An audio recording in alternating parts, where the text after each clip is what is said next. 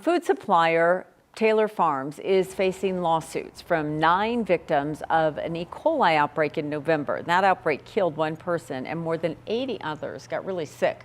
Investigators traced the cases to romaine lettuce, and they say the company did not notify the public. For more on questions about this, we are joined by our legal analyst, Whitney Traylor. So the lawsuit is like the crux of it is that they weren't told, or like, what are they suing about? What's the strength of the suit? That's a good place to start, and I think it's twofold. The first issue is that Taylor Farms was responsible for the contamination, and so that's what caused the E. coli, which caused some of these damages, including death. The second part is that they knew about it and didn't announce it, and there's even a component to it where they're and I'm not sure if they're alleging claims against the FDA and the CDC, but they're saying they also knew about this and didn't announce. Yeah, and the CDC, I think, is saying that because the lettuce had already been distributed, there was no reason to tell now, and so, but that's, I think, another component of the lawsuit for sure. So Whitney, if the plaintiffs prevail, yeah, what type of damages are they seeking? Right. What do you see them winning in terms of having an E. coli infection? Yeah.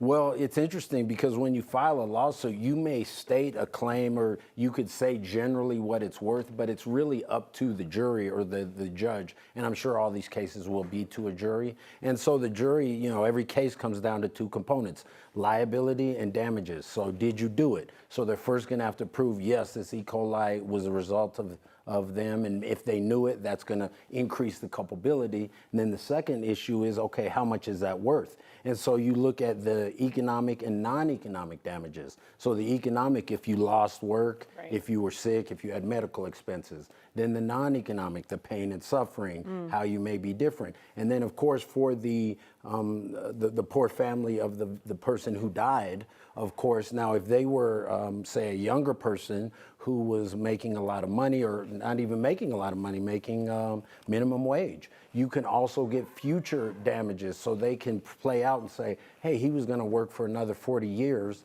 so that could be damages well into the future. So that could be extensive. Yeah, when you think about that, the age and medical.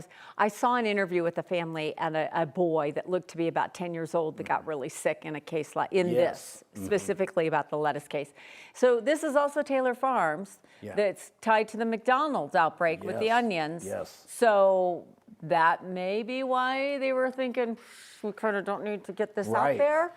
That's a great point. And what's interesting about both of those, because it was the McDonald's yellow onions, which was in October, and then it was this lettuce situation, which all these lawsuits are coming about, that came about in November. But those investigations were closed within about a month. And so that's what's also, to me, usually I can connect the dots and come out and tell you all what my analysis was.